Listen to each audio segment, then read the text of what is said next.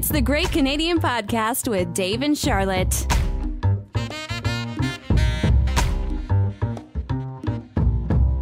It's a podcast. It's a podcast. I always do the stutter thing. I gotta mix it up a little bit. I'm sorry, everybody.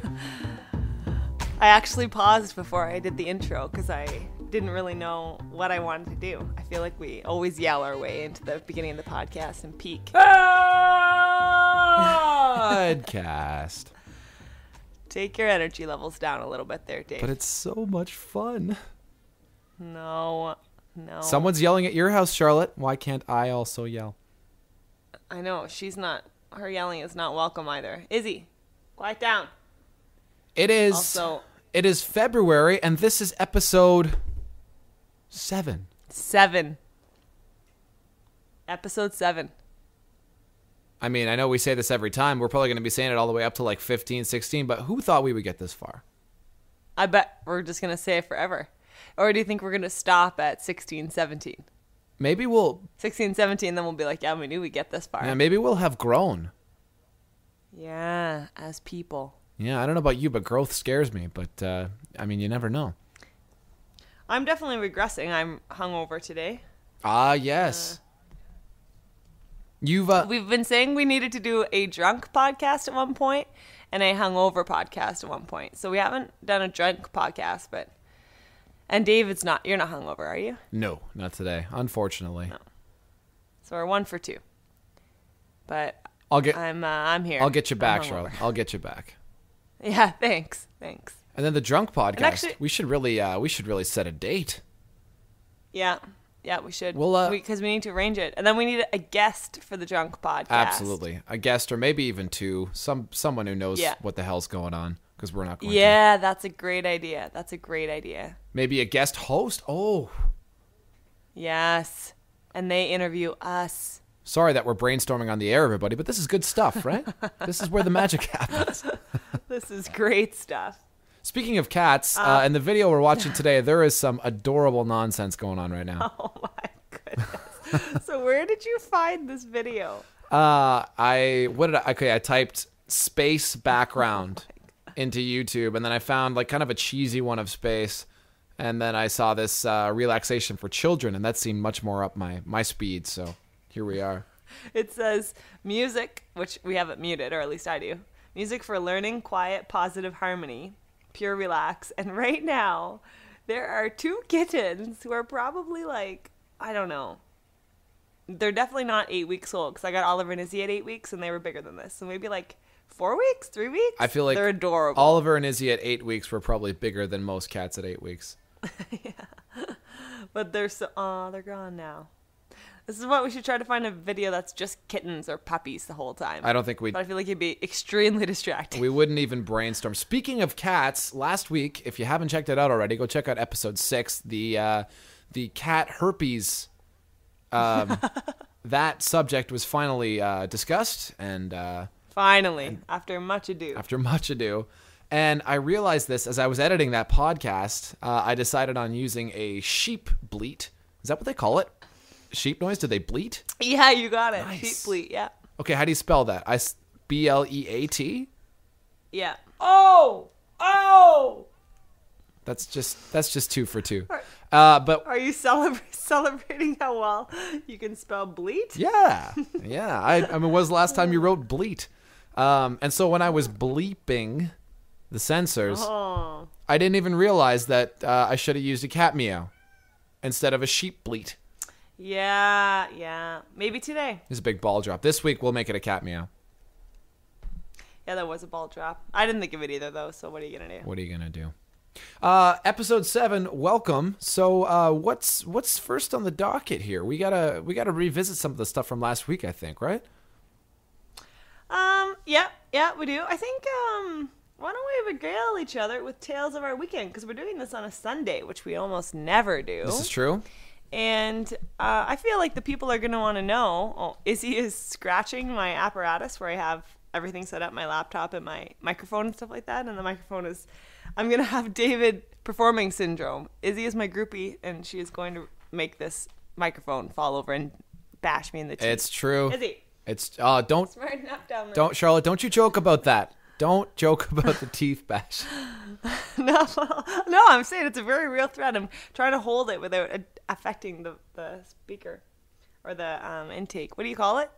Microphone, I guess. Wow. I'm going to start calling it the intake. Remind me to tell you another tale of how good my brain's functioning today. Ask me about the stuffing if I don't remember to tell you that story at the end of my hangover tale. The stuffing. The stuffing, yeah. Okay. That's the reason. So last night decided I was going to go out with the girls. So we went out to a bar that's very close to my house. Out with the ladies. Out with the ladies night. And we had some dinner. We had some cocktails. Actually, I was that girl. We weren't meeting till 7:30, and I got home because I went into the lab yesterday to do some work, and I was starving at 4:00. So I made one of those pizzas. Yep. One of those pizzas. One of those I made pizzas. You know the ones that I'm talking about. Don't you? Sitting at home with one of those pizzas. What is wrong with me? It was like a Dr. Utker pizza. Dr. And Utker. I think I get like McCain or Delicio or something like that out here. Honestly, I don't like the Delicios unless they're thin crust. I don't like big, like thick crusted pizzas. Yeah, I do, but the Delicios, you gotta undercook them just a little bit, and then that kind of loses their keeping value when you have leftovers. It's a whole balancing act when you're having, that oven baked pizza or whatever. One of those pizzas. You should go Dr. Ucker, Dave. Yeah, one of those. They were on sale, so this is why I bought them. So anyways, I had one, but then I got to dinner, and I was, like, not that hungry, so I ordered a salad, like some kind of... It's true, 'cause you don't make friends with salad, and they were understanding. Actually, one time, now I'm going off on tangents about my tangents here, but... One time I went out with my hockey team at like 8 o'clock, and we were meeting up at Krabby Joe's with my ball hockey team. And it was like kind of a meeting and stuff. I figured we were just going to each go and have a cocktail. So I had dinner at home. I had burgers. I think I even ate 2. And so it's not like I had like the super healthy dinner or anything. So we get to the restaurant, and then everyone starts ordering food. And I didn't realize that everyone was eating dinner. Oh, boy. Because it was so late. And so I, again, ordered a salad. And I literally heard a ripple of whispers going up and down the table. Charlotte ordered a salad. She's having a salad. What, do you think you're better than me? Ah, yeah, get out of here. You don't make friends with salad. You don't make friends with salad. We would sing it together, but we're on some sort of weird phone delay, which you've heard in one of our snippets. Maybe the classic got rid of that phone delay. Do you want to test it out right now? No, I really don't. Yeah. Not hungover. No. Not a good idea. Also, there's a whole bunch of deer just hanging out in the video now. Yeah. Did I ever tell you that I encountered a deer like in a suburb in London one time? Whoa, no. Like I was at a girl's house who I was seeing at the time, and we walked out to my car, and we were literally just in a suburb, and a deer just jumped into the little lot where my car was. Thankfully, he missed my car and all the other cars, and then he just saw us, and he hopped the fence, and he kept on hopping through backyards and stuff. Holy It was hell. insane. Whereabouts in London were you, or were you in London? Yeah, it was on Warncliffe between, like right just north of like the McDonald's and Starbucks and all that stuff. Warncliffe and Oxford, just north of Warncliffe and Oxford. Oh yeah. Well, I know a lady in our lab, Arlene, always talked about how there were a bunch of deer in Byron and that they eat people's gardens and stuff like that. Yeah. And one morning I drove to campus and there were a whole bunch of deer out in front of Brescia College, just kind of like hanging out in the trees there. Oh, gosh. Was Brescia the Eating one grass. where we walked where there was a sign where it said, "Don't go near the geese, they're mean"? Let me tell you, brother, you do not need a sign. I mean, I don't share Charlotte's like just like debilitating fear of birds, but I am not going anywhere near a Canada goose. They are mean. No. They're assholes. horrible. No. Are they a national bird? Wouldn't it be the loon? I know they have Canada in the name, but loon's on the loony. We should really figure that out. That's something we should know. If this is going to be the Great Canadian Podcast, we don't even know what our Great Canadian Bird is. Who needs to know? We got beavers and we got moose. By the way, I don't know if you caught that. I was referring to plural moose, which Yeah, I really not enjoyed. mice. There were many moose. Yeah. I think Oh, your hungover giddiness is just translating to giddiness in me when I. this is gonna be a great podcast. By the way, speaking of things that are fun to say, I guess, terrible segue. We were talking about life hacks, and then I went off on one of my things, and we decided that we'd like to call them hot tips. But hot tip, tested and true, Charlotte. I made myself a salad. After which I lost all my friends. Yeah. And I went to put it back in the fridge, and I was like, what the hell? And I took a rectangle of paper towel, and I just stuck it in there. Dry to the end, baby. You know? Yeah, right? It was unbelievable. Actually, you know what? The other day I bought more salad and realized that I should amend the hot tip. When you first buy your lettuce, this has happened to me every single time I've done it. If I go into it the next day, you always have to replace that paper towel the first day after you buy your lettuce. Because I think it's just like all that condensation builds up in the bag or in the container or whatever. So you can't leave that first one for 4 days. You got to replace that first one when you very first buy your lettuce, and then you can go for 4 days after that, or 4 or 5 days. All right. I was just kind of winging it. When it felt damp enough. Yeah. I was. Exactly. Yeah. That's all you have to do. Because you'll open it and it'll feel quite damp the first time. Yeah. Or at least it always happens to me. All right, so back on track here. Let's. I do have another life hack that we can talk about later. Charlotte. We're never gonna finish this story if we don't. You have another what to talk about? Oh, hot tips. Thank Sorry. you.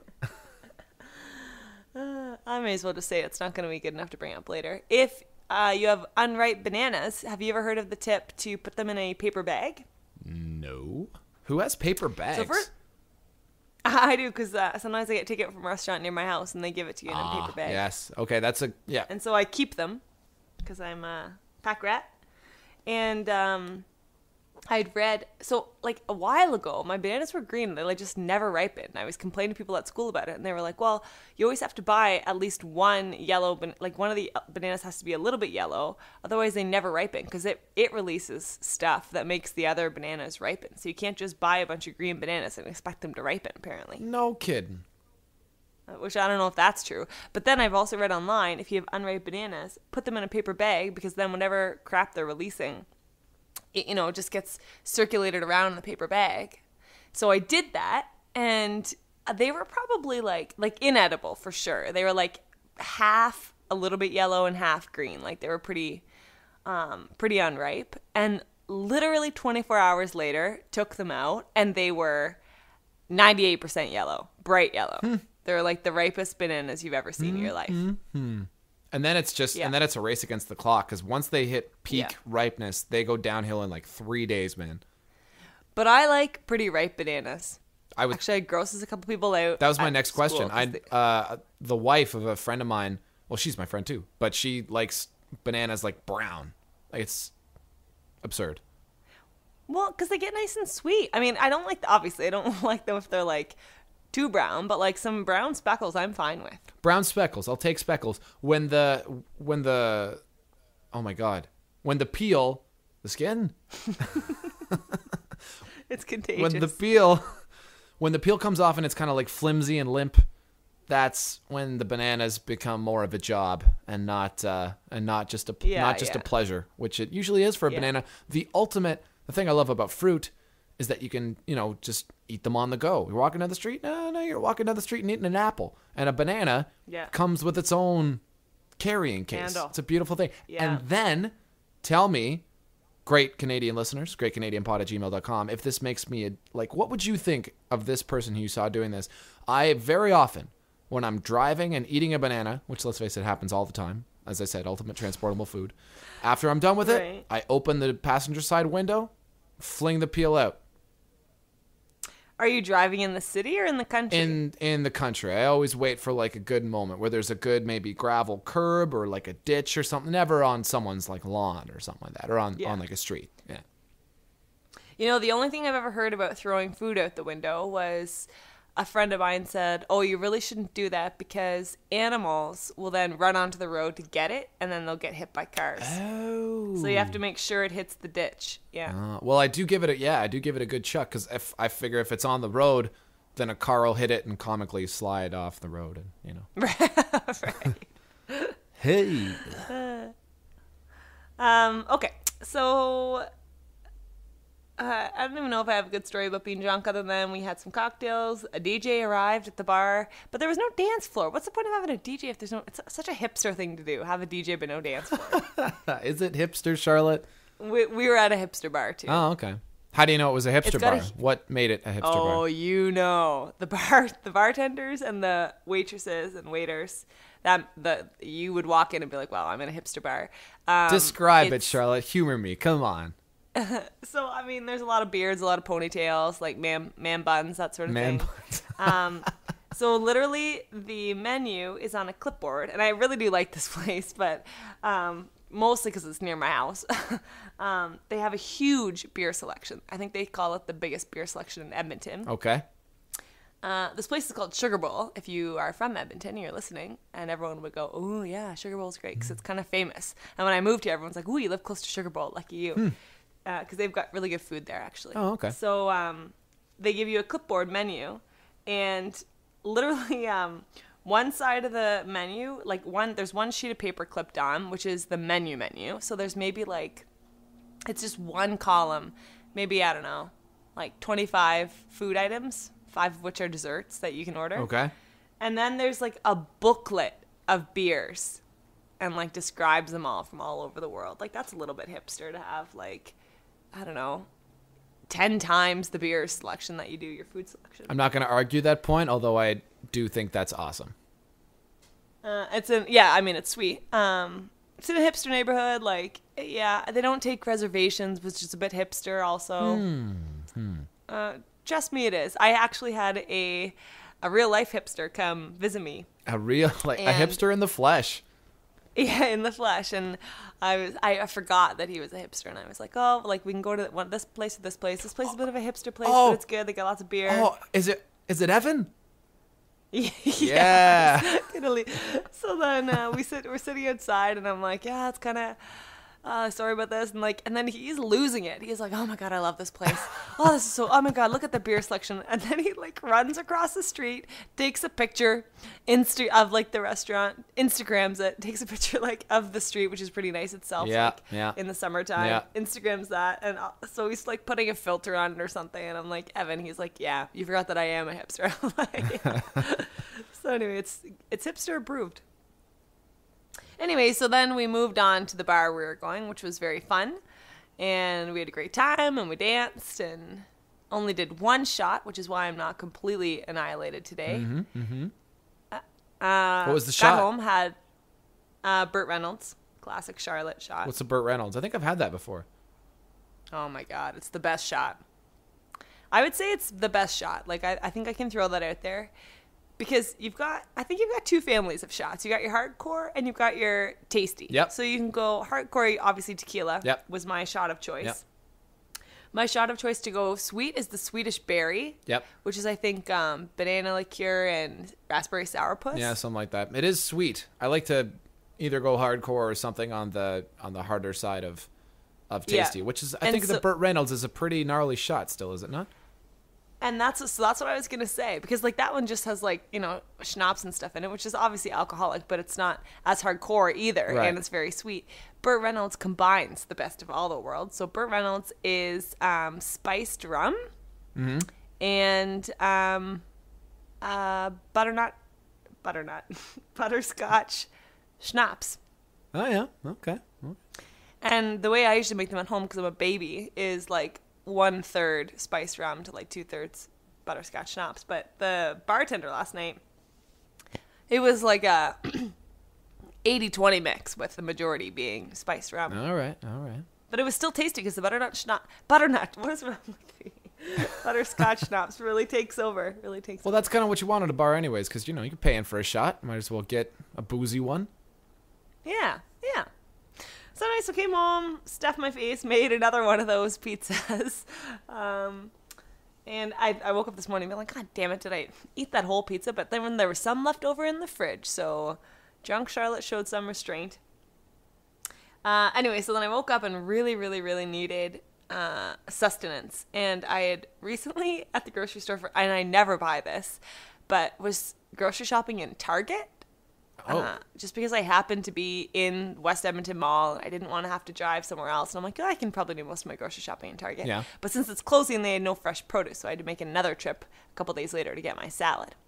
Anyway, so I ended up walking up and down all of the aisles. And I walked past stovetop stuffing, which I don't know if you know this, but I've got a major weakness for stovetop stuffing. I did Just not. stuffing in general. Interesting. I love stuffing. Yeah. Yeah. Stuffing's great. So I'm hungover. I'm like, oh yeah, this is what I'm making. I'm making stovetop stuffing. So I bought 2, and I picked out the Uncle Ben's one. It looked pretty good. And so I am reading the instructions, which first of all, there's instructions on the back, but the front for some like weird casserole. It took me honestly like, and again, let's all acknowledge my brain is not functioning optimally today. It took me like a couple minutes to finally locate the actual instructions, which were on the side of the box, not on the back. Anyway, so finally find the instructions. They say, heat on high, the water and the seasoning mix, boil it and then simmer that for 5 minutes. And I have this memorized because I was staring at the instructions so confused. And then it says, and then take the breadcrumb mixture and sprinkle those in and just mix a little bit and let that stand for 5 minutes and you're good to go. I'm like, okay. It's good so far. So I pull out 2 packets out of the box, both in just nondescript white packaging, not labeled. All right. And I'm sure the people at Uncle Ben's figured that people will be able to figure this out. Was there anything else in the box? No, just those 2 packets. Okay. One big one, one small one. Big one's got to be breadcrumbs. Got to be. Yeah, okay, but in my hungover state, Oh, Charlotte, here it comes. I'm thinking, because if I think of breadcrumbs, I'm thinking of like breadcrumbs, like not croutons, not like the components of stuffing. I'm thinking of breadcrumbs, like the breadcrumbs that you buy at the store that you put on top of casseroles that are very small. How small are we talking? so- I always thought, I mean, people get carried away with croutons. You ever have those croutons that are like the size of a friggin' golf ball? What is the matter with people? How can you even... Yeah. And it's not like you can stab them because they're all hard. But no, what I was saying was I would always think breadcrumbs are about the size of, like a third of like a chapstick tube. And I only said that because I'm looking at my chapstick right now. But right? No, that's a standard unit of measure. Sure. No, breadcrumbs to me are like crumbs. Crumbs. What does the word crumb mean to you? To me, it means a crumb. Yeah, but breadcrumbs. And we were a Yeah. breadcrumb family, Charlotte. We are quite familiar with the size of breadcrumbs. I guess we call it spaghetti and breadcrumbs. All right. So anyway, let's just fine. So I was dumb. So put the water in, dump in the breadcrumb, the bigger of the 2 bags, because I figure that's what's got to go in first. Incorrect. That was not correct. As soon as the breadcrumbs are in, I'm like, what the hell? Like, these are going to be this is going to be so soggy. Like, this can't be right. And I look back, I'm like, oh, damn it. So then I had to add the seasoning packet, and I was stirring. I'm like, oh, this is a nightmare. And, like, it just formed this kind of, like, I don't know, goo. And it honestly was horrible. Like, I ate, like, because I was like, the flavors are still the same. The flavors, no, it just was not the same. So I ate maybe 2 spoonfuls and then went and had a nap. The cooking disappointment. So that's all I've been there many times where you just have to give up, throw it out. But, like, I was so excited to eat my stuffing. It's all I wanted in the world. And hungover, I'm like, this is going to be a perfect use of this stuffing. Like, this is going to be the best stuffing in the whole world. And just, I didn't even have the heart to make anything else. I was like, you know what? Screw it. You don't deserve food today, Charlotte. That's so sad. I know. Actually, and then someone brought me some mini Rolos. So when I woke up from my nap, I had some mini Rolos. Oof. That's a good consolation prize. Yeah, it's pretty good. It's pretty good. Well, Anyway, so that's the story of my. Wow, that really took the whole first like half of the podcast. I was about to say, I think it's past time to hear from our little lady. You're listening to Dave and Charlotte's Great Canadian Podcast.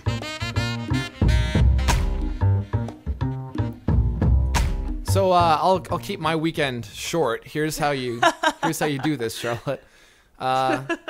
I had shows Wednesday, Thursday, Friday, Saturday. Friday was a surprise. I didn't know that I was playing. I made a little bit of a scheduling blunder, and then one of the regulars on Thursday night said, "Oh, I'll see you here tomorrow." I was like, "No, you won't." And then I checked the schedule, and I was like, "Oh, I guess you will." Yes, you will. Wow, that's quite the schedule. It was a busy week. It was good.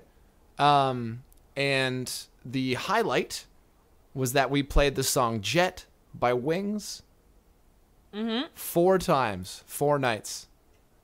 Whoa! It's not what you'd think of as a bar song. And believe me, it's not a bar song. Nobody wants to hear it. But I did it for me. Dean also enjoyed it. And it was just amazing. I heard a cover of it that I really liked by a band that sounds a lot like Queen. Charlotte, we might have to put them on the TOP list in one of the weeks to come. But they did. What band is it? They're called Jellyfish. Cool. Yeah.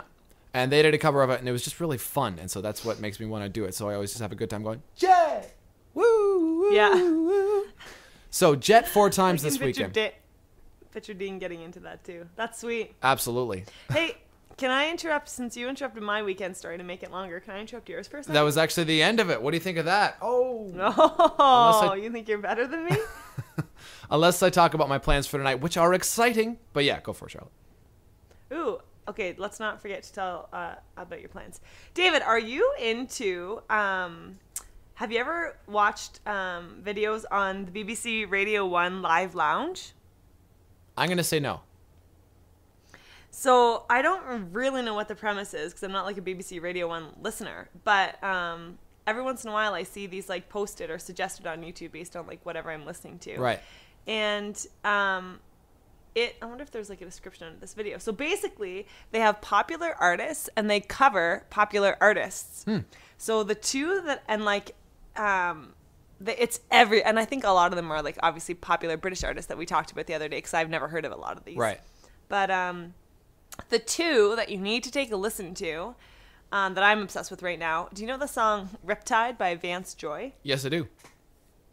Taylor Swift covers that, and it's basically just her and a piano. I think there are I think there's background singers at one point and some other instruments, but it's essentially her and a piano, and it's lovely. It's absolutely delightful. All right. I can get down with that. I didn't know Taylor played the piano. Yeah. And then to further ruin my street cred, the other one is also Taylor Swift. It's a guy named Nick Mulvey. Mulvey? I don't know who he is. He's some sort of from the British Isles. Right. I don't know if he's Irish. I don't know what that accent is. But he sings "We Are Never Ever Getting Back Together" by Taylor Swift. Nice. And it is so good, David. Huh. It is so good. You have got to listen to it. Okay. That's a great song. That was a great album. Let's be honest. And like his cover, I feel like when you cover a song, you should transform the song in some. It kind of bothers me, and this is why I hated when Rascal Flatts covered "Life Is a Highway" because they did almost nothing to it. Yeah. It was basically like the exact same song. Yeah. And that pisses me off. Like unless you think you can do something better or different with the song, I don't think you have any business covering it. Yeah.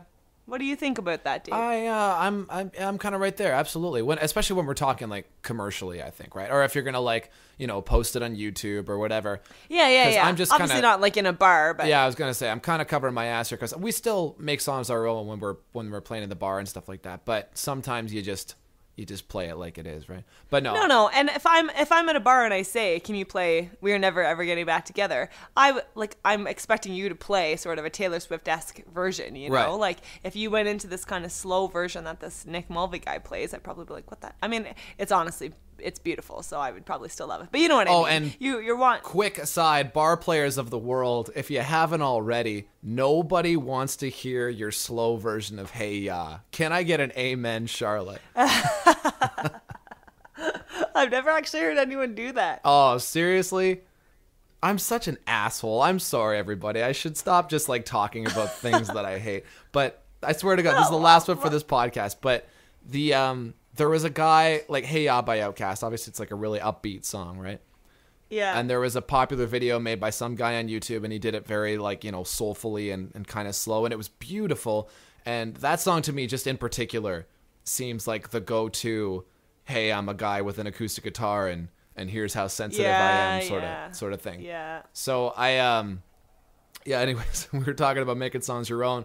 That's not making it your own. Hey Ya is officially off of that list, just so everybody knows. Yeah, because, well, once everyone else does it, now you're just copying everyone else. Now you're just copying everyone else. Do it the way Andre 3000 does it. Go 1, 2, 3, and that's going to surprise people. That's going to make them feel good. Yeah. Whoa, he's doing the original version. What the hell? I've never heard this. Anyways, I have a question about this We Are Never Getting Back Together cover. What does he do about Taylor's signature rant in the middle? He does not. He sidesteps it, I believe. All right. He also does this weird guitar. Like, I almost want to pause the podcast so that you can go listen to it and then we can come back or something, because it's that good that it's bothering me that you don't know it. He does, like, it sounds like he's hitting about 10,000 notes. He's doing this weird picking thing on his guitar. Okay. I don't know. It's honestly quite beautiful. I don't know. I can stop talking about it. It's quite good. But yeah, he doesn't do the thing in the middle. So he called me and he was all like, I love you. And I was like, yeah. I still love you. I actually really love that part of the song because that's how girls always imitate guys. I still love you. Like, you guys are a bunch of idiots. That's the classic. Yeah. It's every girl has ever impersonated a guy's just like, Buh. Yeah. Even if you're not trying to be insulting, you're like, no, yeah. So what I says to him, blah, blah, blah. And he says, blah, blah, blah, blah, blah. Yeah. It's just how it goes. What were we talking about? Good Lord. Your weekend. Yeah. So the weekend is wrapping up with, what did I do today? I did something. Oh, I finished putting together the last podcast, and then I did a little bit of writing. I had a little bit of a workout. I went for You worked out? I did. And then what the heck? And then I went for a walk.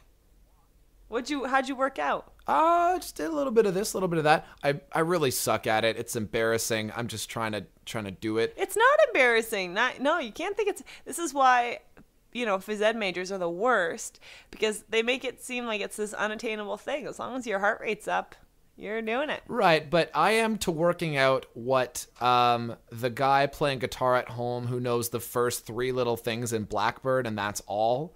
Like, that's what I am to exercise. So the guy at home who's learning to play the guitar, God bless you, and keep practicing, who can go, ba-dum, ba-dum, ba-dum, and then he goes up to the 10th and 12th frets and kind of stops there and works on it for a while. That's what I am with exercising. So I promise I will divulge more when I get some more confidence in it. Anyways, I did that, and then tonight, having a little bit of a board game night with the roommates. Dustin. This is a Sunday night staple for you guys, isn't it? Not necessarily Sunday night. We do it more nights of the week than, I'm comfortable admitting it. We play board games a lot, and it's awesome. Dustin bought a new game where everyone gets to choose a character. It's kind of like Diablo. I forget what it's called right now. I'm sorry if you guys are enthused about getting this. But for all of the Warhammer players out there, you'll recall, Charlotte, we did a lot of that when we were kids. I do. I do recall. Yeah. It's a lot like Warhammer Quest, where you'd have one hero and you walk through different rooms and you encounter. It's really similar to Dungeons and Dragons. And I haven't tried it yet. Cool. And this is my first night and I'm really excited.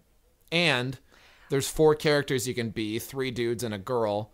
And Todd, Mark, and Dustin have already picked their characters. So so you're the girl. So I'm the girl. Amazing. I thought you were going to say that, like, one of them shotgunned the girl. No, not at all. And the funny thing is, in this game, There are male and female versions of each character. You just flip the card over, and the girl is Saloon Girl, for God's sakes. Like, it's set in like the West, and the man is Piano Man. So I'm like, sweet, I'm gonna be the Piano Man, but there's only a little figurine for the girl. So it's purely like a vanity thing when you flip over the card and say, I'm the Piano Man, but then you take the Saloon Girl and you place her. So you're just going to go right with Saloon Girl? You're not going to bother with Piano Man? No, I'm not kidding myself. I'm the Saloon Girl. Good for you. I'm sure she's a very powerful character, and she's going to be able to do things the other guys can't. So what do you think of that? I love it. I'm actually very proud of you, brother. Well. So tell me this, is it the same group of guys you always play board games with? No.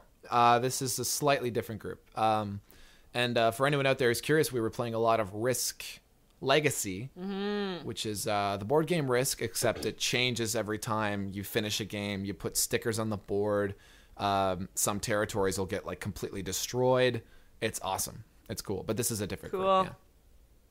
Yeah. So what's, how are the people? Because I think we can all think of a time when there are certain people that you play board games with that 5 minutes in, you realize, I have made a huge mistake into committing to spend a game with you. Yeah. And I want to go away now. Yeah.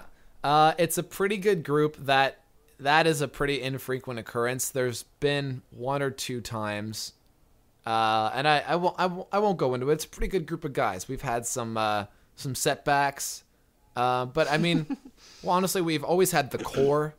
And we just like to play board games. So when people say I can't show up for this game, we just play a different game. And one of my roommates is just like Mr. Board Game. Like, he's the guy you like to have around. He's always the one who's checking the manual. He's the one you're just like, what is going on? He's like, no, in this certain circumstance, you can't attack him until you have, like, rolled such and such dice or something like that. So, and he does it in a nice way, because I could see someone who's always citing the rules as being annoying. Although I'm sure people are laughing right now if you've ever played board games with me, because I am a rule aficionado. Not a trace of control freak in this guy. He's a very patient game master. Yeah, amazing. Mind you, he always has a beer in his hand. He should attend all board games.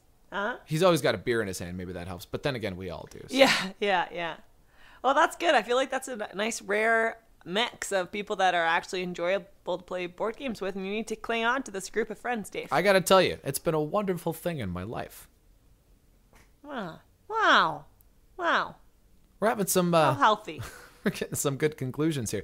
I'm so glad we got to this as opposed to what was I yelling about earlier? Oh, hey, yeah. Hey, yeah. I have one more for you. Yeah. I have one more inane thing. Sorry, were you gonna comment on hey, yeah? No, I was just gonna say, like, heaven help if someone if I'm ever in a bar and someone starts doing that, I'm just gonna be like, boo, you're a hack. Please do that and just tell me about it. I'm gonna be just so happy. I'll film it. And you're obviously gonna be able to talk to Dean about that too, because he feels very similarly about it. Freaking Dean! Why has Dean not been on the podcast yet? Next time we're gonna get him. I miss Dean. I have one more thing for you. So I get paid. The reason why I went for a walk today, this is a great reason, Dave, but I get paid by check from one of my gigs. And so I always just use that as an excuse to go take a walk to the bank. You know what I mean? Good little walk. Yeah. So apparently, did you know you don't need to endorse checks anymore? Really? Like sign them? Yeah, you don't need to sign them. And apparently, shut up. This has been the case for, I don't know, quite some time.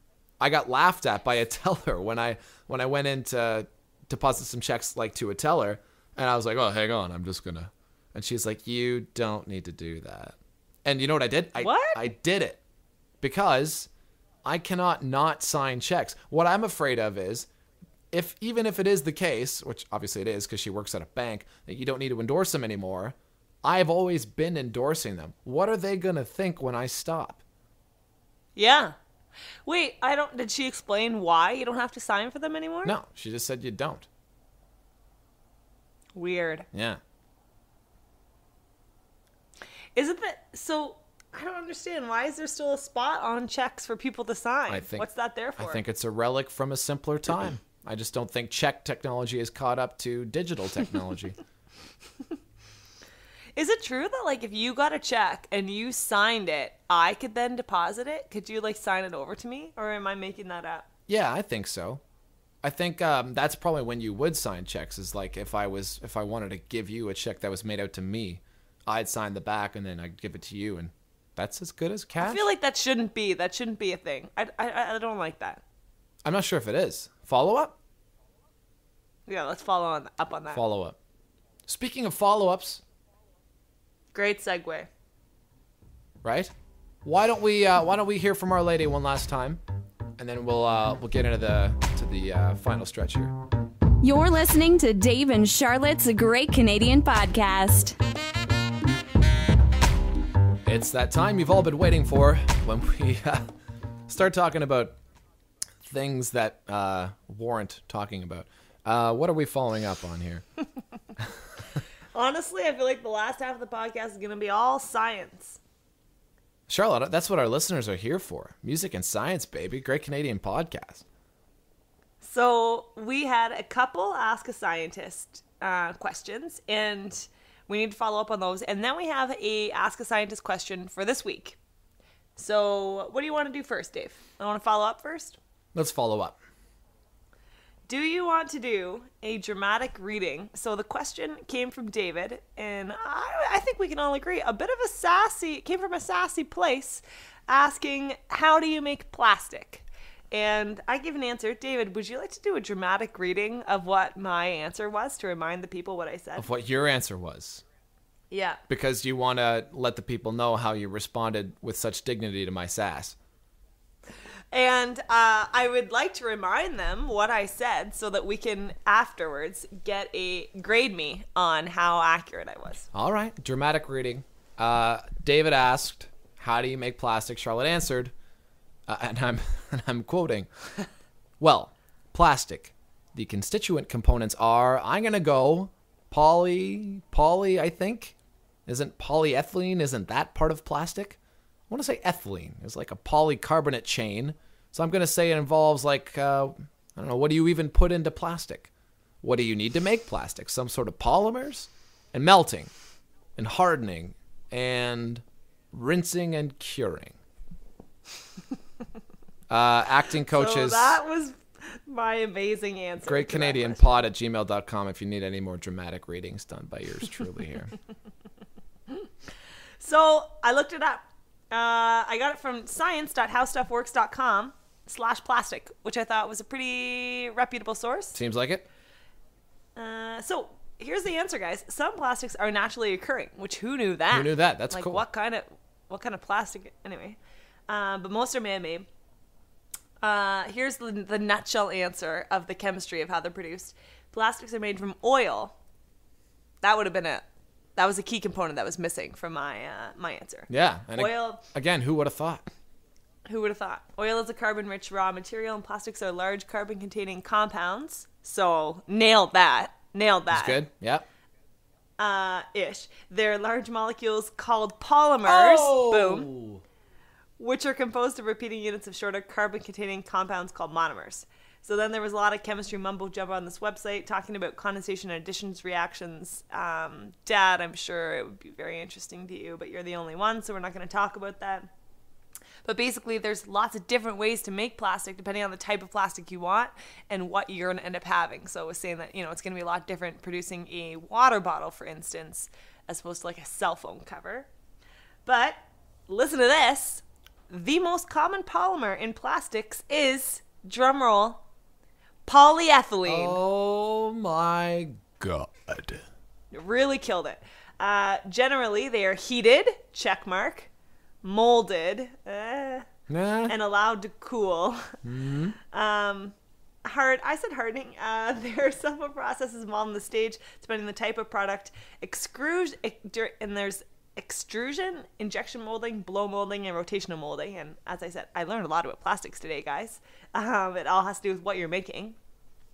But in extrusion, the pellets are heated and mechanically mixed, a long chamber, forced through a small opening, and cooled with air or water. So I said there was rinsing involved, Dave, give me a mark out of 100. What did I get? Cooled with air or water, that you could call that rinsing. You know what? I'm going to give you...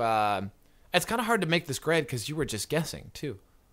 So that's the point, isn't it? Yeah, no, I know. Yeah, so it's... I mean... as far as You're extra impressed that I guessed and I got some of it right. as far as accuracy goes, I'd put you in the mid 70s, but because it was just, you're not a plastic scientist. You're no, I don't even know what kind of far science. from it. Yeah, Charlotte, I'm going to give you a solid 86. Boom, boom, boom. I honestly, as I read about it, I'm like, man, I really crushed this. Yeah, a lot of the buzzwords were there. I think I did a lot better than I did with the next one. this one was tough. I consider myself such a word snob. You'd think I would have known, but no, I don't know any of it. So Jasper asked, what's the difference between epidemic and pandemic? I think I said pan means across. And Jasper and I both said something along the lines of maybe a pandemic has something to do with geography, with the geography of the disease. I remember that being said. We both said at different points. I think we're kind of right. So I want to point out that the word pandemic comes from the Greek pandemos, meaning pertaining to all people. The Greek word pan means all, not across. And the Greek word demos means people. And by the way, this is from medicalnewstoday.com. So Medical News Today says, put simply, a pandemic covers a much wider geographical area, often worldwide. So there is some geography mixed in. That's cool. A pandemic also affects many more people than an epidemic. An epidemic is specific to one city, region, or country, while a pandemic goes much further than national borders. All right. And then I read a couple different websites, and they all said that an epidemic is when the number of people who become infected rises well beyond what is expected within a country or a part of a country. And then when the infection takes place in several countries at the same time, it starts turning into a pandemic. All right. So one would think an epidemic would precede a pandemic. Right. Presumably. Unless it's just something that's affecting like a relatively small... Well, I guess epidemic is all about expectation anyways, not numbers. So Yeah. So I didn't write down a transcript of what Jasper's and my answers were, but I think we did okay there. You guys are going to want to go great. back and check out episode 6 anyways, because I say again, it's the cat herpes episode. And if you live in southwestern Ontario, you're really going to want to listen to that one. Yeah, if you're thinking of adopting a cat. Yeah, if you have a cat and you want to take them to a vet.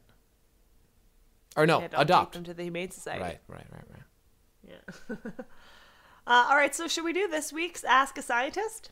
Why don't we break up the science for our simpler listeners and for our simple co-host? That would be me. Sorry, guys, we're not simple. We don't. Your brain hurts right now. It's too much. Why don't we get to our TOP song of the week?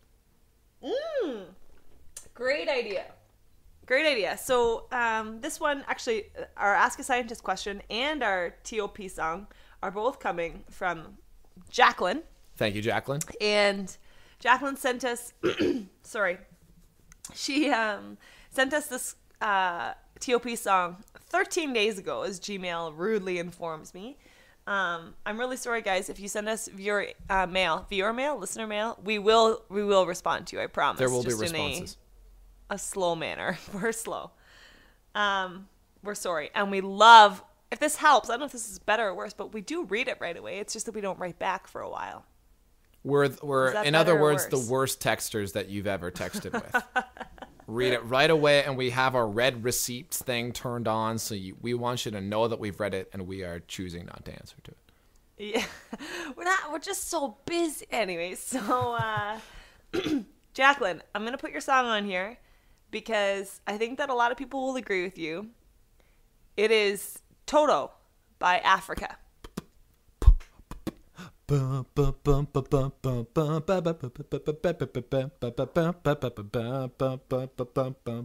the drums echoing tonight. No, Jacqueline, I'm really sorry to do this. Great tune. I honestly hate that song. What do you hate about it, Charlotte? I don't know. I think I hate the chord progressions. I think I hate everything about it. I know that people love it, and like you would think it seems like a song that I would like, but I don't know why, Jacqueline. I'm really sorry to put your song in here and then to rip on it, but I do not like that song. Like, and then didn't it get covered again? And Yeah. Didn't it make it onto the radio again? Yeah, that's Who was right. that? Carl Wolf. Yeah. Well, And that I heard that and I hated that song, and then people were like, "Oh, it's just he covered that old what the hell?" And I listened, and I'm like, "Oh God, why would you ever cover this?" so I mean, is it that you just don't like the way it makes you feel? It comes on, you're just like, I don't like this. Yeah. Just like that Somebody That I Used to Know song. Oh sorry, I cursed. God, that song grates on me. Ugh, man. That's a dive for the radio knob and turn it as fast as you can, because God, that song.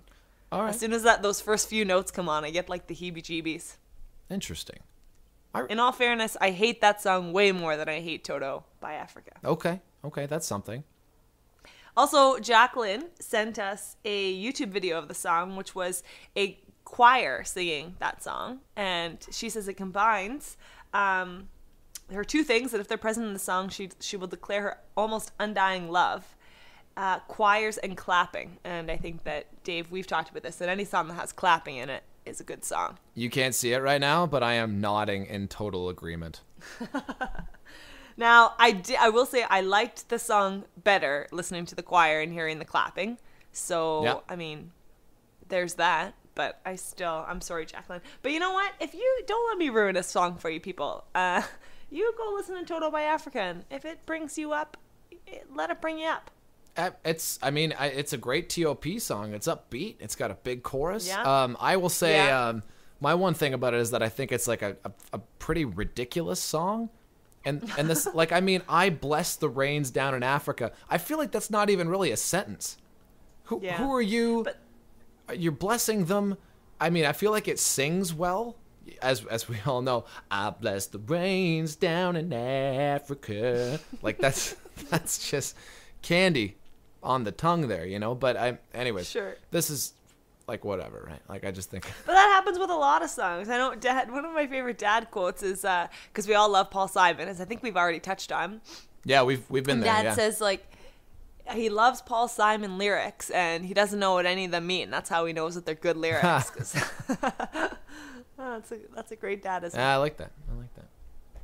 I was actually surprised to learn. Yeah. I watched a thing with Paul once that said he's not a big fan of writing lyrics, that he saves that for the end, which surprised me because I always thought of him as such a great lyricist. Yeah. I like you, Paul. Yeah. I like your lyrics, and I think you're really good at them. Keep writing them, please. You know what? I was at a bar the other day, and it was I think it was 8:30 or 9. I don't know why time matters, but it wasn't the middle of the day. Is my point. And Obvious Child by Paul Simon came on. Oh yeah. And I literally stopped mid-conversation, gasped, and went, "They're playing Paul Simon right now!" I was thrilled. I was beyond thrilled. Yeah, I'd love to hear that at a bar. Actually, yeah, funny right? story. When would you ever hear that? We played that at our show on Thursday. Someone said Obvious, or someone said Paul Simon, and I was like, "Let's go Obvious Child," because of course. That's a great song. And was Dean on the cajon at the time? Yeah, but he didn't. He doesn't know that. All that awesome snare stuff. I know. He needs to get on that. I bet you guys would crush that song if he could get onto it. Oh, if it was like a Fall Out Boy or Mariana's Trench song, Dean would have loved it. Sorry, Dean. Diener. We love you, Dean. Mariana's Trench and Fall Out Boy are great bands, Dean. Yeah. Fall Out Boy covers Uptown Funk on BBC One Live Lounge. Seriously. However, that sounds awesome. It actually, I actually didn't really like it that much because I felt like it, was just too similar to the original. I felt like they didn't change it enough. I really wanted to like it. In fact, it was on BuzzFeed as you need to go listen to this. Yeah. I would think, that's the thing. I feel like Fall Out Boy would do a really good job of just making it awesome and big and funky. But yeah, I see what you're saying. Uptown Funk is awesome and big and funky. And now we have exactly two. You gotta take it somewhere else, I don't know. Anyway, okay, so ask a scientist this week. Should we do it? Let's do it. Can I do the dramatic reading and then you as the scientist? Yeah, because now these are two texts that I got. So Dave has this in front of him from Jacqueline on January 11th. We were texting about the weather, and she's a big fan of the podcast, so I get texts from her. And so, Dave, that first one that says from Jacqueline, that's her first text. And then I think that the text below it preceded that, so maybe go in that order. All right. So Jacqueline texts to our scientist, I am experiencing the cold that you can never get warm from. That's a bold statement to open with. Yesterday, it was minus 17 with a minus 24 wind chill. It was awesome. I went for a 5K walk and never really got cold, but even so warmed right up when I came inside. The second half is going to address this, but she's in Sudbury right now. No, she's in Exeter. She's in Exeter. What? She's in Exeter. No, but she experienced the minus 17 in Sudbury. I feel like she was just saying that. Maybe not. Maybe she was in Sudbury. But I'm pretty sure she was home when she sent me these. Ladies and gentlemen. Maybe we need to follow up. Jacqueline, where were you when you were going for that walk? I assumed you were just in Exeter. Let's start again. That's why I said it this way. Okay, so the first thing says, Jacqueline would like to know, I would love for a scientist to give me an actual explanation for why minus 3 in Exeter is so much colder than minus 25 in Sudbury. And then she goes on to say, yesterday it was minus 17 with a minus 24 wind chill. It was awesome. I went for a 5K walk and never really got cold. I'm assuming that's Sudbury. And then she says, today, however, it's minus 3. She did the same walk, and I feel like I'll never be warm again. So that's got to be Exeter, right? That's hilarious. I feel like I'll never be warm That is again. hilarious. I just Nice. figured that the temperature changed. Anyway, so regardless. So here's the question. The crux of the question is, why can it be like minus 20 and you feel fine? And when you get to work, you're not, or get to wherever you're going, you're not chilled to the bone. And you can go out when it's like minus 3, minus 5, and you can just end up so cold. And that happens. So when I walked to school, when it first started to get cold here in the fall, and everyone's like, oh yeah, it's gonna be so cold, you're gonna die, whatever. And I remember the first time I walked and it was minus 5, and I thought, holy shit, I am going to die because it is so cold. This is so cold. And I think it was a breezy day too. And by the way, I just realized, you notice you use the word breezy when it's warm out and windy when it's cold? Breezy. You never really hear it was breezy. Windy. It was I feel like breezy. I was implies freezing. warm. After I said it, I was like, why would I have said breezy? Anyway, so whatever. So You're onto something there, what's Charlotte. the deal? So I'm going to go two directions with this. Number one, I think that when you know it's minus 20, regardless of where you live in the world, you're going to make more of an effort to bundle. I think that you are going to wear more layers. You're going to wear your warmer mitts, bring out your better scarf, your better toque, and you are going to make more of a conscious effort to bundle up. Whereas when you look at the temperature and you go, oh, it's minus 3 or minus 5, that's almost 0, and that's almost plus 5. So you don't really make that much of an effort. And so that's my thing number one. I think that there's probably partly, I don't know if that's not really a placebo effect, but you don't really realize how much more you're bundling up for the warm weather. All right. Point number one. But obviously that's kind of a cop-out answer. So here's my Non-cop-out answer. scientific answer. I want to say that when it gets really cold, the water particles in the air freeze, and I really have no answer. I should have thought. I didn't want to think about this beforehand because I didn't want to cheat, and now I'm regretting that decision immensely. Can David put in an answer? Oh my God, please do save me. Okay, so Jacqueline, I would love for you to email us and follow up, because I still maintain that I think we're misreading the question a little bit here. You're wondering why minus 3 in Exeter, Ontario, is so much colder than minus 25 in Sudbury, Ontario. So I'm going to say that we're looking at kind of a dry cold versus wet cold thing here. The same way that you can be in, let's say, Southern California, and it's a really dry heat. So it's breezy, but you're not sweating. It's not humid. You don't feel like you're, you know what I mean? Like you're just being surrounded by heat. And so as soon as you walk into air conditioning, you're fine, right? You don't have that sweat, that grossness. So I think this is the same thing. When it's hovering around minus 3, stuff is like, it's melting, and then it's bound to be pretty wet. There's going to be a lot of slush. And that's what clings to you and makes you feel that cold, and makes you feel like you'll never be warm again. Well said, by the way. while in the minus 25 and like the dry cold, nothing is like sticking to you. It's just straight up cold that is attacking you. And then, but it's not really, piercing or anything like that. And as soon as you get inside, you're not wet, you're dry, you're cold, but you're dry. But I think my point is that even within Exeter going from -3 to -25, or within Edmonton going from -3 to -25, sometimes it feels a lot colder when it's in that -5 range as opposed to the -25. And I think, because think about when you walk outside when it's really, really cold, the snow gets really crunchy, I think, because it just gets dry. Yeah. And I think that I remember learning in my phys ed classes, you learn about all the different ways that the body, that heat gets transferred between two things, whether it's a human body or not.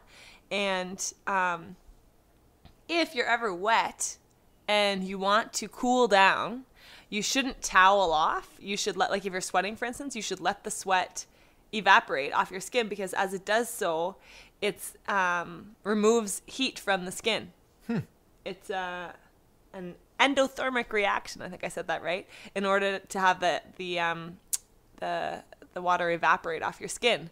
And so I remember saying to the teacher, well, wait a minute. So if you dried yourself off, you wouldn't cool as much. And she said, yeah. So I think that when it's like -3, -5, it's more damp, and probably as a result of all that moisture, this is my hypothesis, that you're going to give off. You have two ways of giving off heat. I forget what these are called, I don't know, they all have different names, convection and, conduction and stuff like that. But obviously you're giving off body heat because you're warmer than the air, and that's going to happen to a greater extent at -25. But I think that you add in that water thing and that wet thing because the air is damp, and maybe that's why.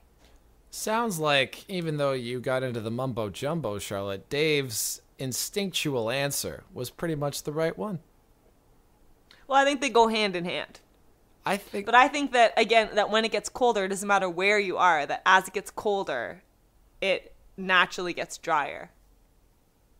So it sounds to me like you're saying I was right. Well, I don't know if either of these are right. I recall a certain question about whether Dwayne Johnson was American or Canadian, and you refused to admit that we were both right. I'm going to go ahead and I'm going to take this one. Jacqueline, you're welcome. You're welcome. I bet you thought you were going to ask a scientist, but a musician actually answered your question. So we'll look it up and we'll see who was more right, Dave or Shar, on this one. That's coming up next week. And next week. What else were we going to follow up on? This week, you mean, or for next week? For next week. Oh, yeah, there was a couple things. I didn't write them down, though. Terrible podcast. Terrible podcast. Thanks for listening, everybody. Episode 7. Be well. And if you guys have any TOP songs for us, if you have any answers regarding -3, -25 temperatures, Great Canadian Pod. If you have any questions for the scientist, for the musician, if you... And for God's sake, go listen to BBC Radio 1 and listen to Nick Mulvey's cover of We Are Never Getting Back Together, and you'll all make me very happy if you do that. I'm going to go do that because that sounds awesome. Perfect. Bye, guys. See you next time. It's the Great Canadian Podcast with Dave and Charlotte.